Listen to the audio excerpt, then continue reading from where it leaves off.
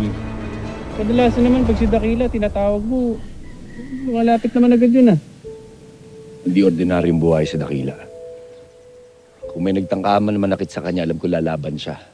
Sa pasalaki ni Dakila, di siya basta-basta mabibitag, kaya hindi ko alam kung anong nangyayari ngayon. Parang natatakot ako. Kasi bago lahat to eh. Parang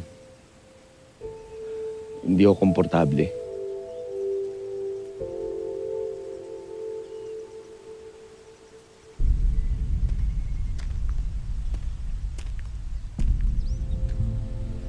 Ano, sabihin na ba natin? Bok, dami nang iniisip ng kapatid ko ngayon. Sisihin niya sarili niya kapag nalaman niya may epekto na yung pagkawala ng ugtaw. Alam mo naman yan. Oo.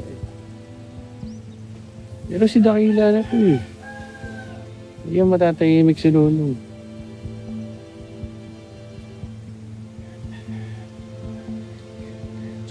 Tsaka na, Bok.